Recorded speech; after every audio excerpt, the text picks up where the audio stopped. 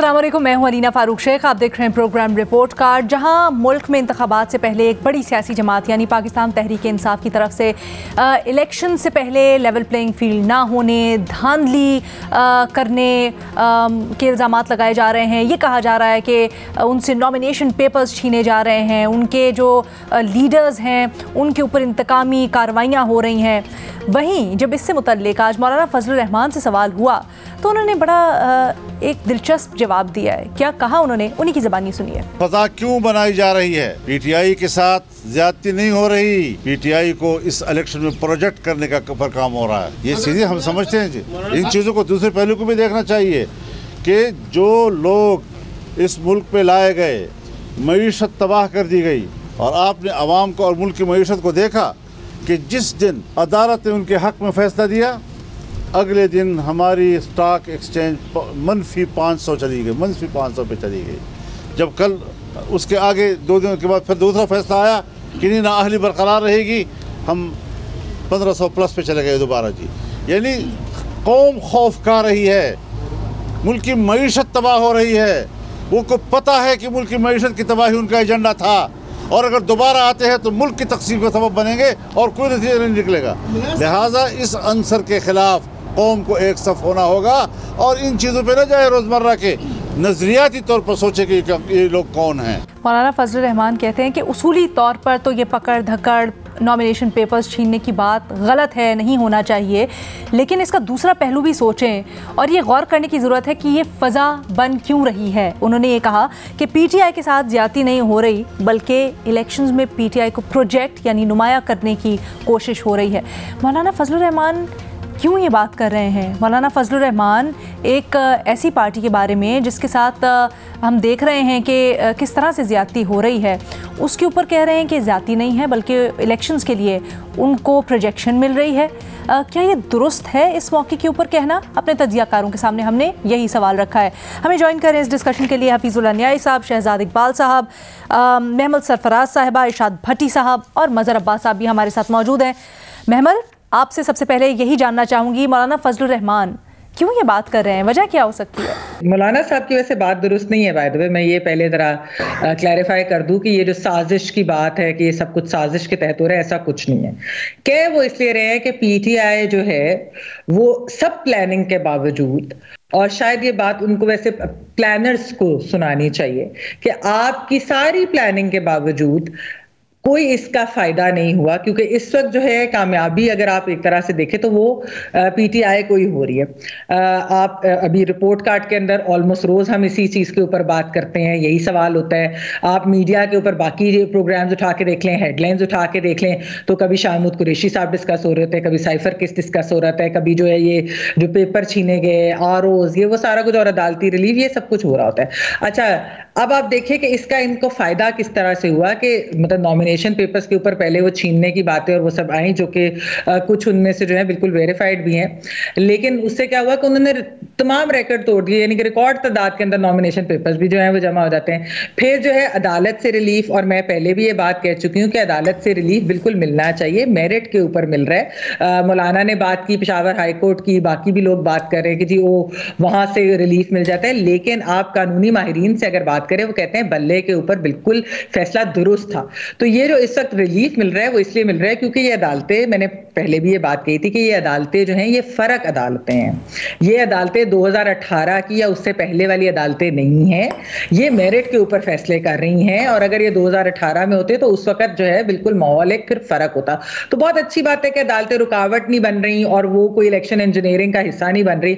मसला मौलाना फजलुर रहमान और बाकियों को ये हो रहा है कि पीटीआई को इस वक्त एक फ्री प्रमोशन मिल रही है, फ्री प्रोजेक्शन मिल रही है, और वो इसलिए मिल रही है कि जो प्लानर्स की बेवकूफियां हैं, जिस किस्म के वो जिस भोंडे तरीके से सब कुछ हो रहा है, ये उसकी वजह से जो एक रिजल्ट आ रहा है, क्योंकि social media, mainstream media, हर कोई इस चीज को हाईलाइट करता है और फिर वो चीज जो है वो पीटीआई के एक फेवर में चली जाती है। सिवाय इसके कि एक खान साहब जो है वो अब तक जेल में है, लेकिन उससे भी उनकी मकबूलियत जो है उसमें कोई कमी तो नहीं आई। तो मेरे ख्याल में मौलाना ये जो शिकवा है ना, ये शिकवा कहीं और कर रहे हैं और उसको उन्होंने शायद थोड़ा सा कॉन्स्पिरेसी थ्योरी का वो देकर एंगल सुनाना कहीं और चाह रहे हैं। अच्छा, आप इससे अग्री करते हैं मज़हर साहब? जी मेरा ख्याल है मौलाना अहम बात, अव्वल तो मौलाना गलत बात कह रहे हैं। मेरा ख्याल है एक पॉलिटिकल लीडर को इस तरह की गुफ्तगू नहीं करनी चाहिए, इसलिए कि आज पीटीआई अपोजिशन में है, कल मौलाना अपोजिशन में होंगे, कल मौलाना इख्तिदार में थे। पॉलिटिकल लीडर्स को कम से कम इस तरह की उससे अवॉइड करना चाहिए। सवाल ये मौलाना कर क्यों रहे हैं? मौलाना इसलिए कर रहे हैं कि मौलाना 2013 से इलेक्शन हार रहे हैं।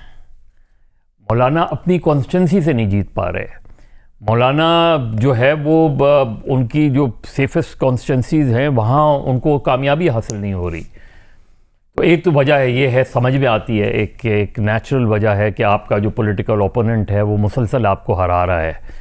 अब इस वक्त जो सिचुएशन है, 2013 की क्या सिचुएशन थी, 2018 की क्या सिचुएशन थी, आज हम 2024 में दाखिल हो रहे हैं। क्या मौलाना फजलुर रहमान अपनी कॉन्स्टिट्यूंसी से दोबारा जीत पाएंगे, नहीं जीत पाएंगे? ज़ाहिर है जेयूआई एक बड़ी पुरानी सियासी जमात है, जमीयत उलमा हिंद से लेके आके, और उसने बड़ी उसकी स्ट्रगल है।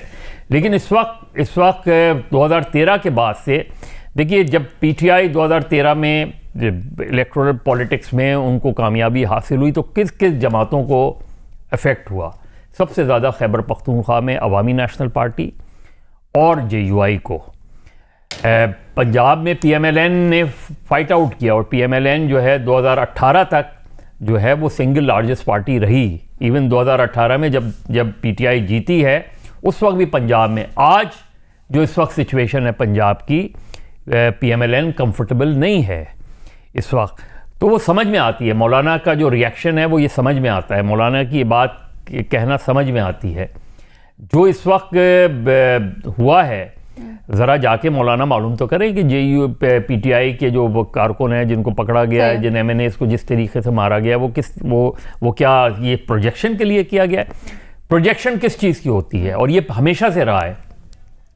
जब आपने पीपल्स पार्टी को विक्टिम किया, उनको विक्टिमाइज किया, तो पीपल्स पार्टी की पॉपुलैरिटी ऊपर गई।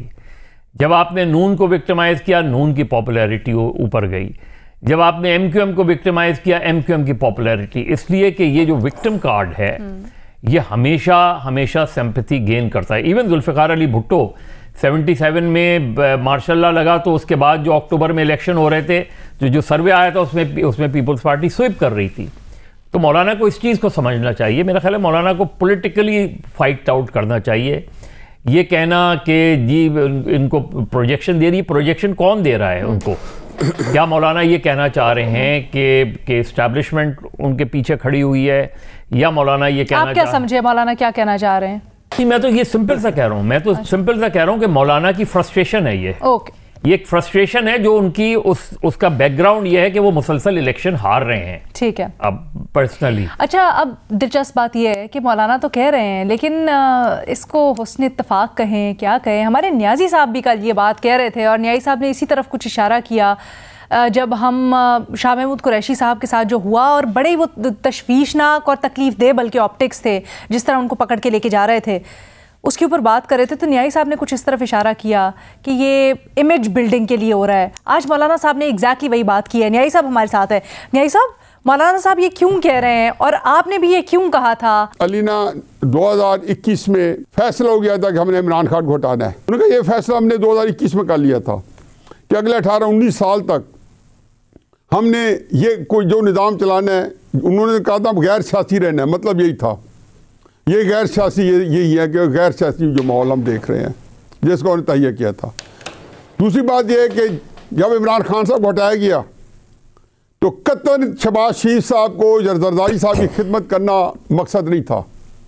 मकसद सिर्फ ये था कि इनके ज़रिए इमरान खान साहब को हटा के फिर इनको हटा के निगरान हुकूमत कायम करके जनवरी 2002 के अंदर 5 जजेस की वैकेंसी सुप्रीम कोर्ट में खाली पड़ी थी जनवरी से, आप सब लोगों को इल्म है।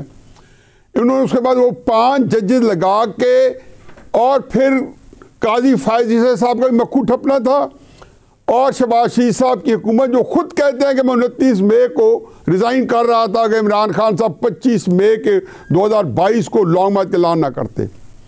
उसमें सिर्फ मकसद एक था।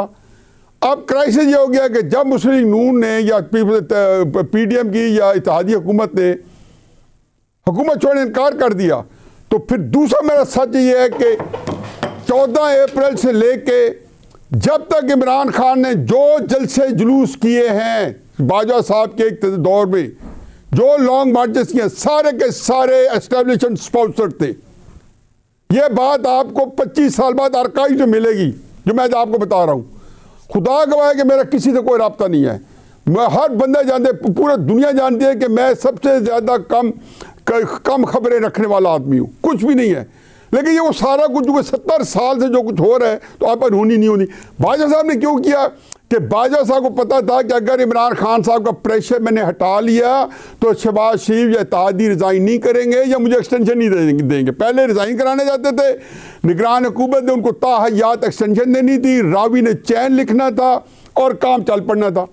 अब आ जाएं, अब इमरान खान साहब जब दूसरा इशू है जिसमें इमरान खान साहब को 20 इलेक्शन भी जीत गया, उनके जो निज़ाम जो भी चल रहा था सियासत में और जो गालम गलोच एस्टेब्लिशमेंट को दे रहे थे, बाजवा साहब को दे रहे थे, वो जिसको कहने कि वो बर्दाश्त कर रहे थे ठंडे पेट या जिस तरीके से भले मानस तरीके से, उनके पास ये था कि जी ये इसका प्रेशर होगा। फिर उनको कहते थे कि इमरान खान साहब को हाथ नहीं लगाने दिया गया।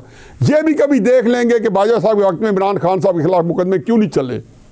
अब ये अजीब और गरीब किस्म की जंग थी जिसमें बाजवा साहब इमरान खान मुलाकातें भी कर रहे हैं, उनके मामलात भी तय हो रहे हैं, और उससे पहले भी खैर रहनी में फिर लंबी स्टोरी हो जाएगी कि पहले भी attempt vote of no confidence के ऊपर की बाजवा साहब स्कीम लेके गया कि आप वो वापस ले, इमरान खान डिज़ोल्व करें। एक ही उसके अंदर सारा था कि निगरान हुकूमत कायम हो।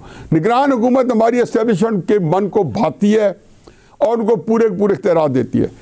अब जनाब आ जाएं कि इससे क्या हुआ, इमरान खान साहब की सियासत इनके कंट्रोल से बाहर निकल गई। हर कदम आज तक जो किया, शामिल कुरैशी की गिरफ्तारी तक, कागजात छीने तक, 10 अप्रैल को छोड़ के उससे पहले वोट ऑफ कॉन्फिडेंस से लेके दरमियान के अंदर जितनी बात हुई है, इमरान खान साहब की हर उनके एक्शन ने, हर तादीबी कार्रवाई जो कहना चाहिए बजाय जो तादीबी कार्रवाई है, जलसे जुलूस, उसके लॉन्ग मार्च, उन्होंने इमरान खान साहब को स्ट्रॉन्ग किया, उसकी सियासत को सही किया और फजल रहमान साहब ने सही पॉइंट आउट किया है। मैं मदद साहब की तवज्जो दिलाना चाहता हूँ क्योंकि मैं उनका फिक्र जो है जिसमें उन्होंने मुकम्मल तबसरा करते हुए फरमाया कि उनको नहीं करना चाहिए था। इस बैकग्राउंड में आप देखें कि सियासतदान जो हैं वो जिनके जिस एस्टेब्लिशमेंट को जफ्फी दे के और गले लगा के लाए थे, अब उनके पास चॉइस क्या है। नवाज शरीफ साहब ना डिसोन कर सकते हैं, ना ओन कर सकते हैं। जरदारी साहब ना डिसोन कर सकते हैं, ना ओन कर सकते हैं।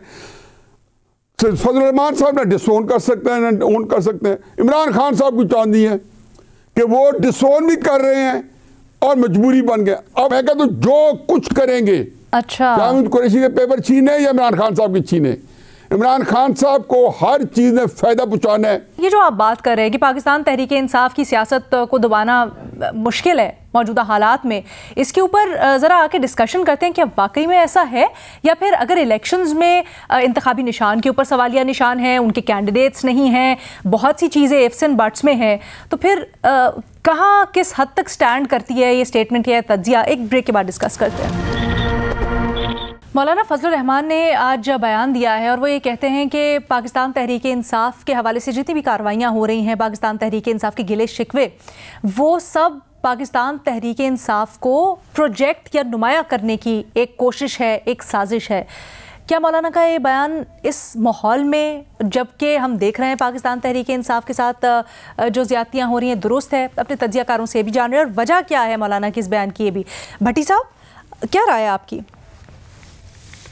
मैडम शेख, सबसे पहले तो अफसोसनाक और शर्मनाक जो हुआ शामिल कुरैशी के साथ, वो 9 मई से पहले भी हम सब जानते हैं, वो 9 मई से पहले भी सियासी इंतहा पसंदी के साथ नहीं थे, 9 मई में मुलव्वस नहीं थे। 9 मई वाले दिन वो कराची में थे अपनी एहलिया की सर्जरी के लिए, और जिस मुकदमे में गिरफ़्तार हुआ उसका 1.5-2 महीने 9 मई के बाद कोई वजूद ही नहीं था।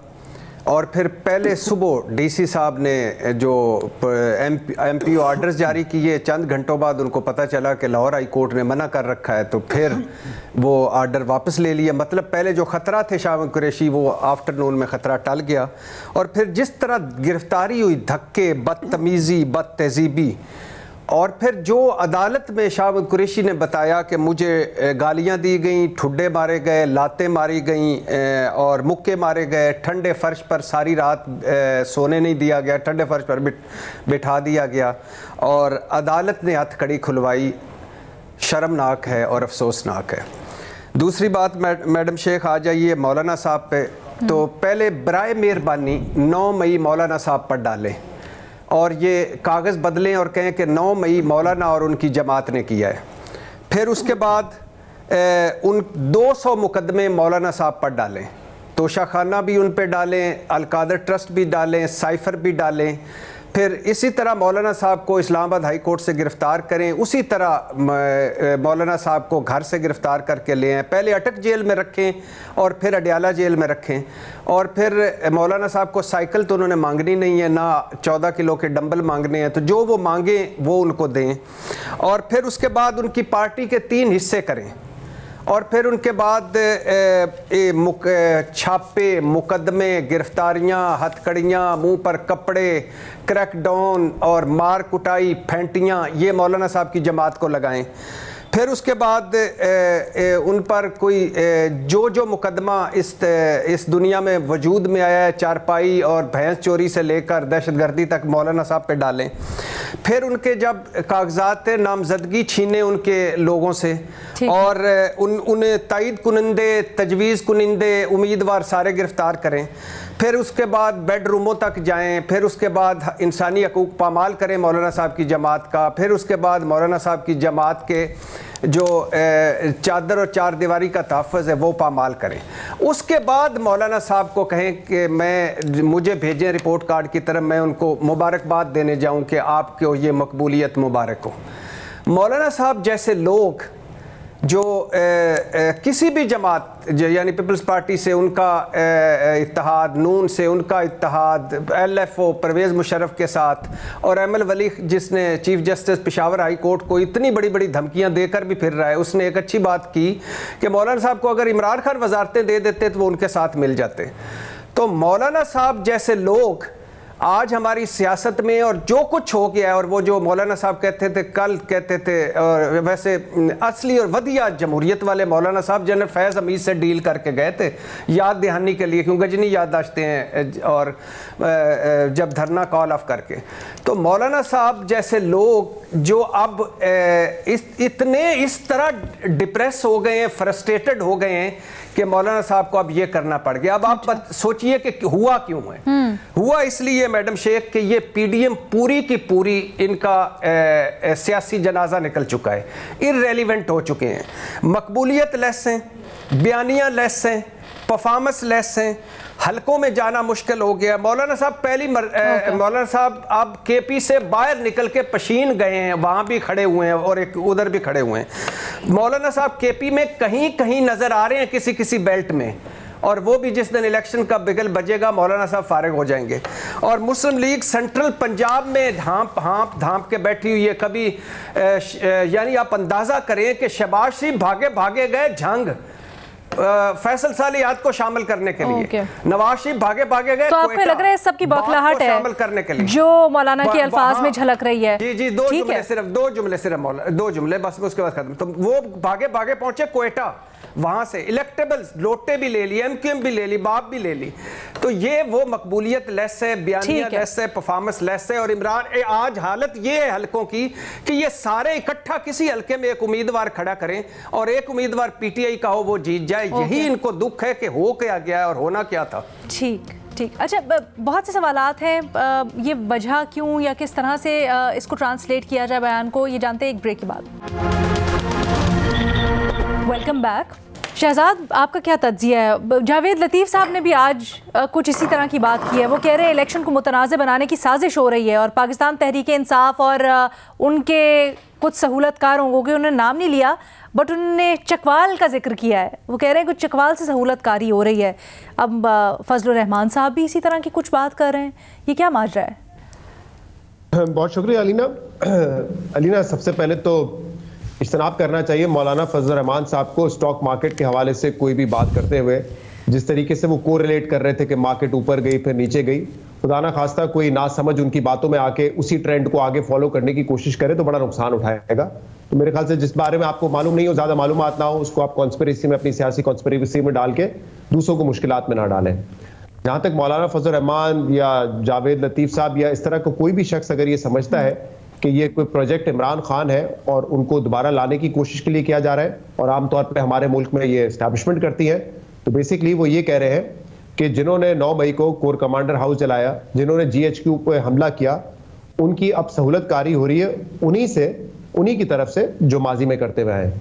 तो मुझे तो ये बात किसी तरीके से हजम नहीं हो रही। आप एक बहुत बड़ा एलिगेशन, एक बहुत बड़ा इल्जाम लगा रहे हैं उस इदारे पे कि जिसके जो विक्टिम था 9 मई को, वो अब इमरान खान की सहूलतकारी में आ गया और इमरान खान की प्रोजेक्शन कर रहा है। क्योंकि माजी का मैं हवाला दे रहा हूँ, माजी में तो एस्टैब्लिशमेंट पे इल्जाम लगता है कि वही इलेक्शंस में इंटरफेयर करते हैं। तो मुझे तो इस बात की ना कोई तुक समझ आती है, ना कोई इसकी मंतक नजर आती है। असल में हो ये रहा है कि क्योंकि इस वक्त जो हालात है उसमें इंतजामिया बहुत ओवरडू कर रही है चीजों को। किसी को जमानत मिलती है अदालत से, फिर अरेस्ट कर लेते हैं, फिर जमानत मिलती है, फिर अरेस्ट कर लेते हैं। कोर्ट्स भी फ्रस्ट्रेट हो रहे हैं। जजेस के आप रिमार्क सुन ले, चाहे आज इस्लामाबाद हाई कोर्ट के या सुप्रीम कोर्ट के हो, जो सीनियर जजेस हैं जो अपनी रेप्यूट की वजह से यहां तक पहुंचे हैं, उनको भी बड़ी तकलीफ हो रही है जिस तरीके से जो चीजें बड़ी ब्लेटेंटली हो रही हैं। पहले भी होती रही, पहले थोड़ा पर्दा होता था, क्योंकि ब्लेटेंटली हो रही है तो जजेस भी शायद इस वक्त जो माहौल है सोसाइटी में उससे एम्बैरेस फील कर रहे हैं, उनको ये फैसले देने पड़ रहे हैं जो कि बाय एंड लार्ज हर शख्स कहता है कि ये फैसले मेरिट पर आ रहे हैं। हाँ, जल्दी आ रहे हैं लेकिन मेरिट पर आ रहे हैं। और फिर डिबेट वही होती है कि जल्दी क्यों ना आए, कि नवाज शरीफ की तरह 4-5 साल इंतजार करके आए, तो फिर वो सब कहते हैं कि गलत है, अदालतों को ऐसे भी नहीं करना चाहिए। तो अगर जल्दी आ रहे हैं तो फिर, और अगर दुरुस्त आ रहे हैं तो फिर क्यों ना जल्दी आ जाए वो फैसले। तो मुझे ये जो ओवरडू हो रहा है सारा, इस वजह से नादानिस्ता तौर पे, मैंने कल भी ये कहा था, नादानिस्ता तौर पे पीटीआई को जवाब मिल रहा है। डेली बेसिस पे उनको जो है इस तरह की फुटेजेस, इस तरह के विजुअल्स मिल रहे हैं जिसको वो और ज्यादा इस्तेमाल करते हैं, प्रोपेगेट करते हैं। आपको पता है उनकी सोशल मीडिया स्ट्रेंथ कितनी है। उनको जब आप मवाद फराम करेंगे तो वो विक्टिम कार्ड भी प्ले करेंगे। ज्यादती भी हो रही है, इसमें भी हकीकत है। वो उसको एस्केलेट करके ज्यादा प्रोपेगेट भी करते हैं। तो मेरे ख्याल से ये ओवरडू करने की वजह से हमें ऐसा लग रहा है कि जो स्टेप उठाया जाता है, क्योंकि अदालतें उसको ओवरटर्न कर देती है, तो उसका बज़ाहिर फायदा पीटीआई को होगा और हो रहा है। एक हफ्ते पहले तक जब ये बल्ले का निशान नहीं था तो ऐसा लग रहा था पीटीआई के लिए होपलेस सिचुएशन है। अब पीटीआई को एक होप नजर आ रही है कि शायद हमें बड़ी अदालतों की वजह से जो फैसले हमारे हक में आ रहे हैं उससे हमें एक कम से कम थोड़ी बहुत लेवल प्लेइंग स्पेस मिलेगी। हाँ। जी, और ये ओवरडू क्यों हो रहा है, मेरा इस पे भी एक तज्जिया है। 2018 से हमेशा कंपेयर किया जाता है। मेरे ख्याल से 2018 में उस वक्त की जुडिशरी या कुछ जजेस जो है, आप कह ले कि वो उस एस्टैब्लिशमेंट के साथ जुड़े हुए थे, उनके जो भी उस वक्त फैसले थे उनके साथ थे। इस वक्त हमें ऐसा नहीं नजर आ रहा है। खासतौर पे सुपीरियर कोर्ट्स में वो अपने फैसले कर रहे हैं, इंडिपेंडेंट माइंड लगाकर फैसले कर रहे हैं। दूसरी इसकी एक बड़ी वजह मकबूलियत की है। 2018 में जो डेंट था नवाज शरीफ साहब को, वो पड़ चुका था। इमरान खान की पार्टी टेस्टेड नहीं थी, इसलिए इमरान खान को बड़ा एडवांटेज था। और आज मुझे लगता है कि उनकी मकबूलियत ज्यादा है, इसलिए जोर ज्यादा लगाना पड़ रहा है। फिर एक बहुत बड़ा इंपैक्ट सोशल मीडिया का है। पीटीआई की प्रेजेंस कोई इनकार नहीं कर सकता, सोशल मीडिया पे बहुत ज्यादा है। और सिर्फ ये नहीं कि ट्विटर की हद तक है, जाहिर सी बात है कि आम आदमी मैसेजेस अपने व्हाट्सएप के जरिए पढ़ता है, एक्स के जरिए पढ़ता है, फेसबुक के जरिए पढ़ता है, उन पर असर होता है इसका। और फिर मीडिया का एक बड़ा रोल है। उस वक्त media by and large Nawaz Sharif के खिलाफ था, उनकी सजाओं के हक में था। आज आपको वो लोग जो कि नाकिद हैं, पीटीआई के शदीद नाकिद हैं, वो भी आपको नजर आता है कि पीटीआई के साथ इस मामले पे खड़े हुए कि उनको लेवल प्लेइंग फील्ड मिलनी चाहिए। जो गलत तरीके से फैसले हो रहे हैं उसकी वो तनकीद भी करते हैं। ये 2018 में इस तरीके से नहीं हो रहा था। आज पीटीआई के नाकिद भी पीटीआई के साथ इस मामले पे खड़े हुए हैं। तो मेरे ख्याल से ये 3-4 रीजंस हैं जिसकी वजह से इंतजामिया को ओवरडू करना पड़ रहा है। और जब वो ओवरडू कर रहे हैं तो उसके रिजल्ट उनके हक में आने के बजाय पीटीआई के हक में आ रहे हैं। लेकिन फिर भी हैविंग सेड दैट, अभी भी बहुत प्लेइंग फील्ड बाकी है ना। अब देखें, मुझे लगता है एक बैट वाला निशान तो पीटीआई के हक में आ जाएगा। लेकिन दो और इंपॉर्टेंट चीजें हैं कि क्या इमरान खान जेल से बाहर होंगे इलेक्शन के वक्त, और क्या इमरान खान साहब इलेक्शन लड़ने के लिए अहल होंगे। मुझे लगता है इन दोनों बातों पे अभी भी बड़ा सवालिया निशान है। I don't see Imran Khan coming out of the jail before elections, मुझे नहीं लगता ऐसा होगा। और इस पर भी बड़ा सवाल है कि क्या वो जेल में बैठ के इलेक्शन लड़ सकेंगे, क्योंकि तोशाखाना का केस उनके खिलाफ है। सुप्रीम कोर्ट सुन के अगर उनके हक में फैसला दे दे तो फिर ही वो इलेक्शन लड़ने के लिए अहल होंगे। तो मेरे ख्याल से कुछ चीजों में उनको जरूर अभी सपोर्ट मिली है, लेकिन ये दो बड़े अहम फैक्टर्स हैं कि क्या पीटीआई के लीडर इमरान खान जेल में होंगे और क्या इलेक्शन लड़ेंगे। और दूसरा ये कमिंग क्लोज टू इलेक्शन, क्या कैंपेन कर सकेगी पीटीआई, इलेक्शन मैकेनिज्म प्रोसेस एक तरीके से चलाना होता है, क्या उनके वर्कर्स को इजाजत होगी, या जैसे अभी खबरें आ रही है कि सेकेंडर प्रपोजर को उठा लिया, इस तरह के वाकया चलते रहेंगे और पीटीआई जो है इलेक्शन में वो कैंपेन नहीं चला सकेगी, प्रोसेस उसको पूरा नहीं कर सकेगी। अच्छा, दिस इज इंटरेस्टिंग। जब आप ये कहते हैं ना कि आपकी नज़र में बल्ले का निशान आ चुका है, तो इसके ऊपर भी काफ़ी दो राय पाया जाता है और इबाहम पाया जाता है।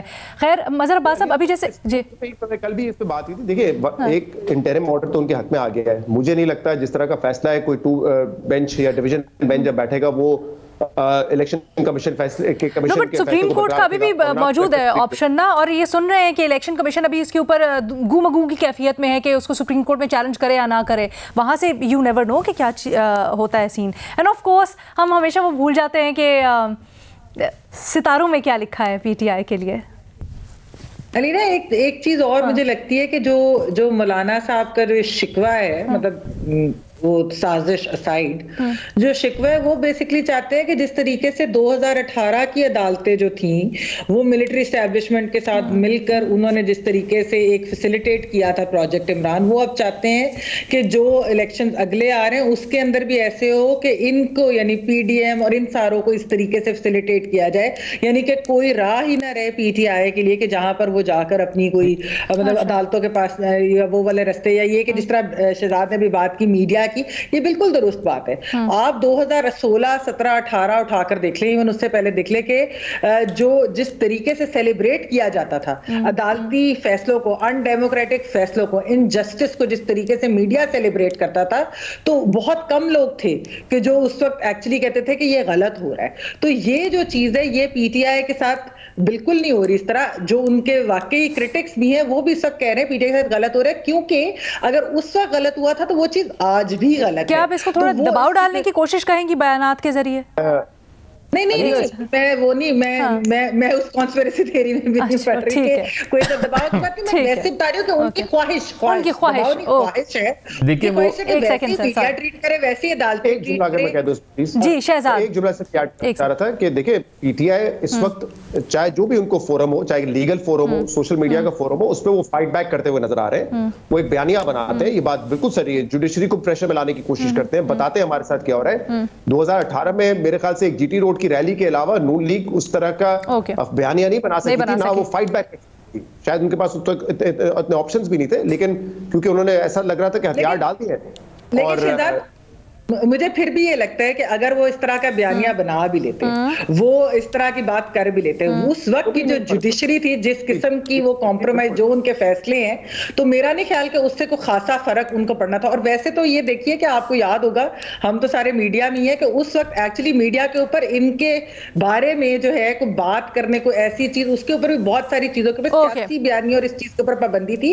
अब ऐसा कोई नहीं है, ये कोई प्रेशर नहीं है कि वो ये कहा जाए कि आप इनके हक में बोले या इसको मुख्तलिफ तरीके से अभी न्यायी साहब ने बयान किया, वो कह संभल नहीं रही, संभाली जा नहीं रही पीटीआई की पॉपुलैरिटी जो उनको बेशक अननेचुरली भी उनको मिल रही है। आप क्या कहेंगे उसके ऊपर? देखिए बैटल ग्राउंड इस वक्त पंजाब है।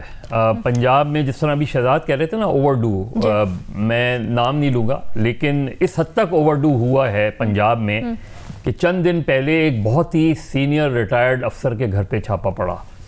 वहाँ से उनकी फैमिली का कोई साहिबा या साहिब जो है इलेक्शन लड़ रहे हैं और पीटीआई की सपोर्ट से इलेक्शन लड़ रहे हैं, उनके घर से सामान उठा लिया गया, उनके घर से बहुत से लोगों को उठा के ले जाया गया। बाद में पुलिस अफसरान को पता चला कि ये तो किसी सीनियर रिटायर्ड अफसर का घर है, तो उन्होंने कांटेक्ट किया ऊपर और फिर ये कहा गया कि नहीं, फौरी तौर पे जो है सामान वापस करो और लोगों को छोड़ दो।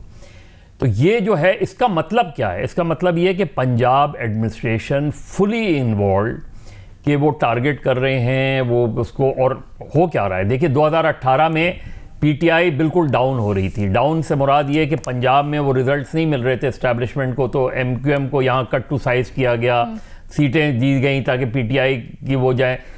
इस वक्त क्या हो रहा है, इस वक्त पीएमएलएन एक डिफ़िकल्ट पोजीशन में है। पीएमएलएन ये रियलाइज़ ही नहीं कर पाई, और शायद जो लोग थे, प्लानर्स थे, उन्हें ये अंदाज़ा ही नहीं हुआ कि ये जो गैप था जो नवाज शरीफ साहब के बाहर रहने से पैदा हुआ, वो गैप पीटीआई ने बड़ी हद तक फिल किया।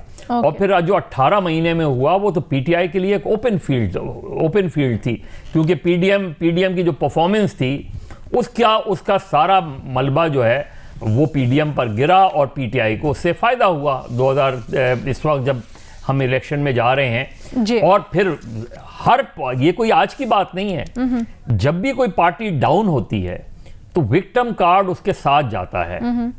नवाज शरीफ को आपने डिस्क्वालीफाई किया तो पीएमएलएन तो डिस्क्वालीफाई नहीं हो पाई, पीएमएलएन ऊपर गई। आज जो विक्टिम कार्ड है वो पीटीआई के साथ है। ये सारी चीज़ें जिसको मौलाना प्रोजेक्शन कह रहे हैं, ये जिसको और कुछ कह रहे हैं, खैबर पख्तूनख्वा और पंजाब में जो सिचुएशन है वो पीटीआई के हक़ में जाती हुई नज़र आती है। सिंध में पीपल्स पार्टी इस वक्त भी कंफर्टेबल पोजीशन में है। बलूचिस्तान हमेशा की तरह जिस तरह फ्रजाइल रहता है, लेकिन बलूचिस्तान में ये याद रखें कि बलूचिस्तान में जो लोग वोट नहीं डाल रहे, जो नौजवान वहाँ से आवाज़ें उठ रही हैं, वो उन सब के लिए अलार्मिंग है जो इस वक्त बलूचिस्तान में इलेक्शन लड़ रहे हैं, और वो दूसरे लोग भी, क्योंकि बलूचिस्तान का नौजवान बड़ा मुख्तलिफ अंदाज में सोच रहा है। ठीक है जी, हमारे तज्जियाकारों की आपने राय सुनी। हमें अपनी फीडबैक से सोशल मीडिया के ऊपर आगाह कीजिएगा। इजाज़त दें, अल्लाह हाफ़िज़।